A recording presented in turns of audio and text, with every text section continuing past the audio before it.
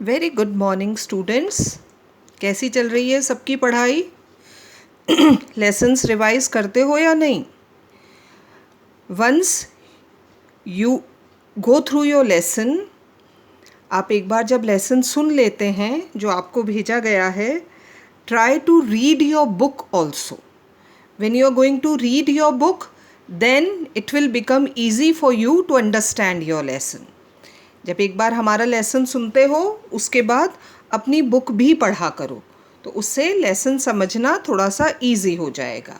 ठीक है, चलो we'll start with today's chapter lesson.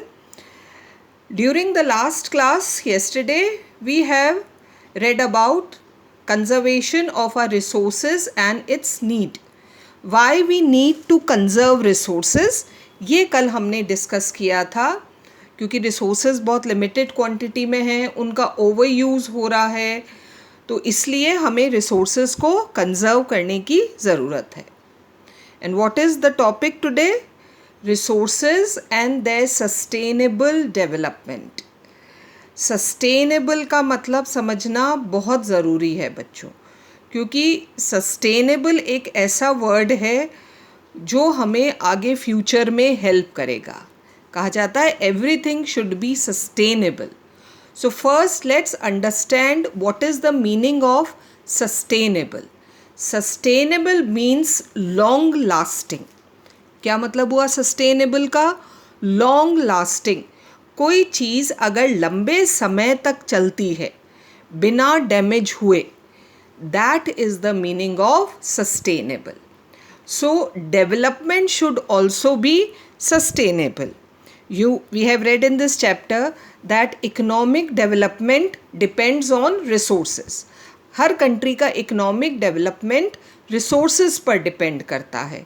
तो वो डेवलपमेंट कैसा होना चाहिए? सस्टेनेबल डेवलपमेंट, जो कि लॉन्ग लास्टिंग हो. चलो we'll understand the definition first. Let's read it. It's given there. Sustainable development means that development should take place without damaging the environment. पहली चीज़, कैसा होता है sustainable development? That it takes place without damaging the environment. वो environment को damage नहीं करना चाहिए. और दूसरा फैक्टर क्या है?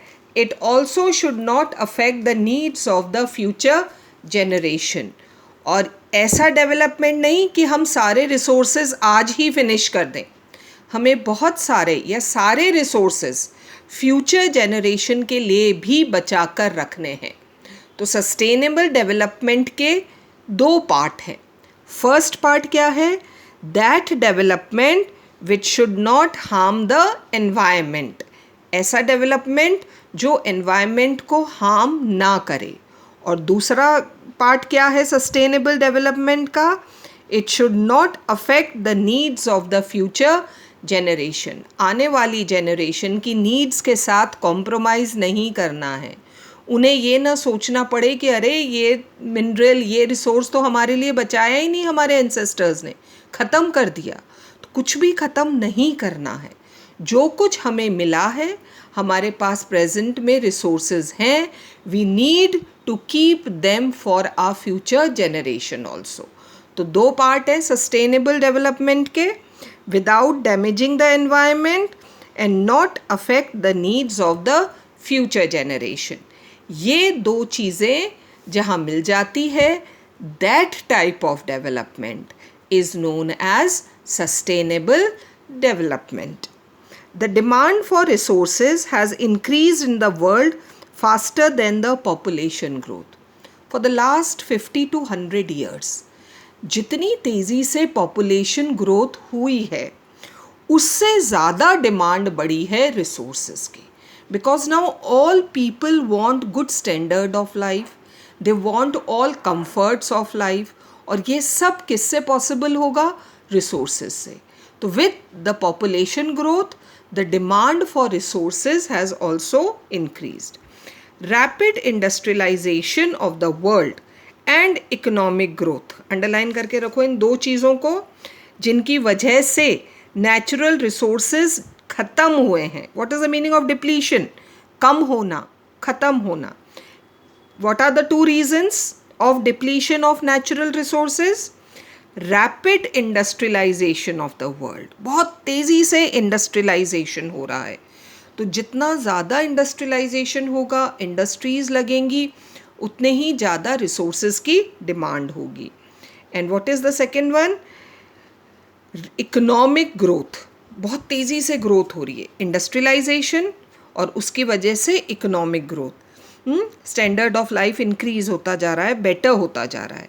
And this has led to depletion of natural resources कम होते जा रहे हैं. For example, the stock of natural fossil fuels from which we get energy. क्या है fossil fuels? Coal, petrol, diesel, जिनसे हमें एनर्जी मिल रही है, वो धीरे धीरे कम होते जा रहे हैं. वो तो वैसे ही अर्थ पर लिमिटेड अमाउंट में है, बहुत कम अमाउंट में है, और हम इतनी तेज़ी से जो इन फॉसिल फ्यूल्स को यूज़ कर रहे हैं, फास्ट कंजम्पशन, उसकी वजह से इनकी क्वांटिटी और रिड्यूस होती जा रही है. They can one day be completely exhausted, है ना. दिल नो सरप्राइज अगर आने वाले कुछ सालों में हमें ये सुनने को मिले कि डीजल और पेट्रोल तो ख़त्म हो गए हैं. फॉसिल फ्यूल्स हैं, लिमिटेड अमाउंट में है, हम बहुत तेज़ी से इनको यूज़ में ले रहे हैं. गाड़ियाँ भगाते रहते हैं दिन भर इधर उधर. सो उससे क्या होगा? ये फॉसिल फ्यूल कम होते जा रहे हैं, और एक दिन ऐसा सुनने को मिल सकता है that there are no fossil fuels left on this earth. Crude oil ख़त्म हो गया है. There will be no surprise, right. Developed countries like the USA use fossil fuels 5 times more than the world average. Imagine, सबसे ज़्यादा fossil fuel कौन सा country use कर रहा है? USA. पूरा वर्ल्ड जितने फॉसिल फ्यूल्स, जितना डीजल पेट्रोल खर्च करता है, उसका 5 टाइम्स, है ना, उसका आप ले लो इंटू 5, उतना सिर्फ कौन सा कंट्री यूज़ कर रहा है? USA यूज़ कर रहा है. Fossil fuels and minerals have damaged environment, है ना, ये तो हम सब जानते हैं. आप 8th में आ गए हो. You can easily understand diesel और पेट्रोल से, कोल की बर्निंग से हमारे एनवायरनमेंट को कितना नुकसान होता है. Damage of environment and ecology. Over use of soil has caused infertility in many areas. For so many years we have been using the same soil to grow our crops, and to increase fertility हम क्या मिलाते हैं उसमें? Chemical fertiliser, chemical pesticides, कितना सारा. तो हमारी soil भी अब धीरे धीरे क्या होने लगी है? इनफर्टाइल होने लगी है. Wide spread deforestation and killing of birds and animals. ये जो इतना लार्ज स्केल पर डिफॉरेस्टेशन हो रहा है और killing of birds and animals हो रहा है, इससे भी क्या होने लगा है बच्चों? It has led to extension of certain species of plants and animals, that is they are lost forever. तो डिफॉरेस्टेशन की वजह से, killing of birds and animals की वजह से, there are so many different species of plants and animals which have become extinct. पता है क्या मीनिंग है extinct का? अर्थ पर से ख़त्म हो गए हैं. बहुत सारे एनिमल्स और प्लांट्स endangered कैटेगरी में हैं, और कुछ तो ख़त्म भी हो गए हैं, मतलब extinct हो गए हैं. Not only the plants and animals have become extinct, but the quality of air, water and land resources have also been badly affected. है ना, कहाँ देखो सारी एयर पोल्यूटेड एयर है, पोल्यूटेड वाटर है, लैंड डिग्रेडेशन हो रहा है. तो we don't have good quality of air, we don't have safe clean drinking water. Land भी डिग्रेड होता जा रहा है ड्यू टू मिसयूज़ और ओवर यूज़ ऑफ रिसोर्सेज. क्योंकि हम इन रिसोर्सेज का ओवर यूज़ कर रहे हैं, हर चीज़ पल्यूट हो रही है. If sincere efforts are not made to stop the damage, the resources will not and can not last long. और आज अगर हमने सिंसियरली कोशिश ना करी, सिंसियर एफर्ट्स नहीं किए, तो soon a day will come when the resources will end. तो बहुत ज़रूरी है, इसीलिए सस्टेनेबल डेवलपमेंट। क्या है बच्चों सस्टेनेबल डेवलपमेंट? ऐसा development which does not harm the environment and does not compromise with the needs of future generations. Sustainable development होगा तभी हमारे रिसोर्सेज लॉन्ग लास्टिंग रह सकेंगे। The future of our planet and its people now depends on our ability to maintain, preserve and sustain the life support system. क्या है life support system? Plants and animals. अर्थ पर जो कुछ भी है हमारे resources.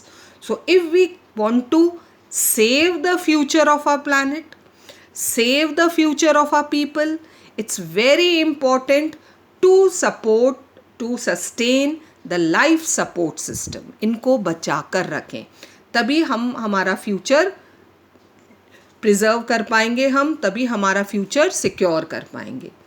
Which nature has provided to us, it is therefore our first and foremost duty.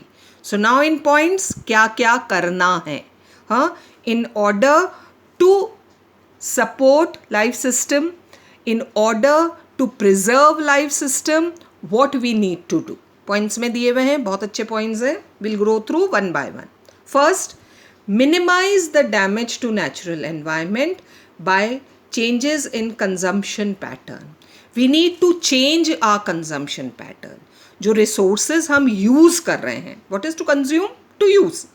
जो resources हम यूज़ कर रहे हैं, जिस स्पीड से कर रहे हैं, जिस क्वांटिटी में कर रहे हैं, हमें उसे थोड़ा सा चेंज करना पड़ेगा, क्योंकि most of the minerals, most of the resources are non renewable. So बहुत सोच समझ कर हमें यूज़ में करने पड़ेंगे। Eradicate poverty. What is to eradicate? To remove.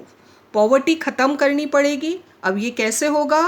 Bye reducing the gap between the developed and developing nations. दोनों countries के, America developed country, it is using 5 times the fossil fuels of world average. तो ये जो difference है between developed and developing country, ये हमें ख़त्म करना पड़ेगा, कम करना पड़ेगा। Third, improve quality of human life. Human life जो टाइप ऑफ लाइफ लीड कर रहे हैं through interaction among all the Nations.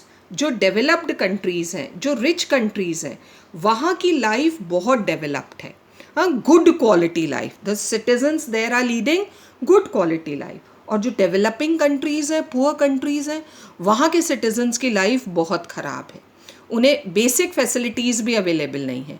तो ये जो डिफरेंस है दोनों के बीच में, life in developed and developing countries, इस डिफरेंस को ख़त्म करना पड़ेगा so that everybody leads a good quality life.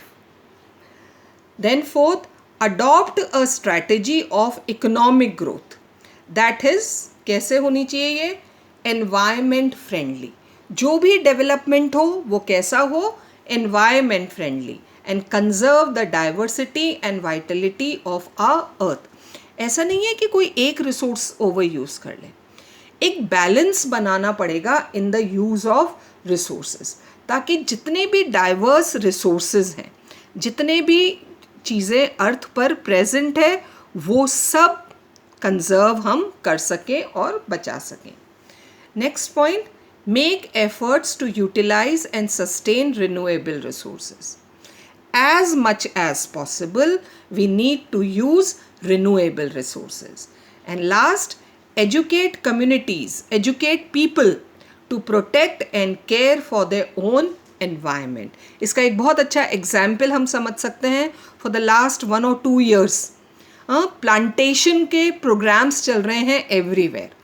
आप सब ने भी ट्रीज़ प्लांट किए होंगे, सेव एनवायरनमेंट, सेव ट्रीज़। हम स्कूल में भी कितने सारे प्रोग्राम्स करते हैं इसको लेकर। आप लोग ऐसे लिखते हैं, ड्राइंग्स बनाते हैं, चार्ट्स बनाते हैं। That is it. We need to awaken people, the communities, to save our environment, save our trees, save our resources. Then only the future of our planet, the future of human being on this earth is save. तभी हम इन resources को बचा पाएंगे। और इसका एक example यहाँ पर दे रखा है, देखो। In Rio de Janeiro, Brazil, in June 1992, all the nations of United Nations Organization, they had a conference there and they signed an agreement on environment and agreement on climate change and global warming. ये उन्होंने एक conference करके एक agreement sign किया Rio de Janeiro में, और इसे क्या कहा गया था? अर्थ समिट। फर्स्ट अर्थ समिट हुई थी वहाँ पर, जहाँ सारे कंट्रीज़ कलेक्ट हुए who are the members of UNO, and they took a pledge to save our environment. And when did that Earth Summit happen? In June 1992 in Rio de Janeiro, where all the countries they collected there, the representative, the leaders of the countries, और वहाँ उन्होंने pledge ली थी to save our environment, क्योंकि जब तक environment नहीं बचेगा, human life is not safe. So with this, students, we come to an end of our first chapter, that is resources. Go through the lesson, read it again. कोई बहुत difficult lesson नहीं है आप, और उसके बाद पढ़ने के बाद tomorrow we'll do its exercises. ठीक है? Choose the correct answers and fill in the blanks. तो आप भी mark करके रखना. Then I'll give you what are the correct answers. Okay? Till then, keep reading.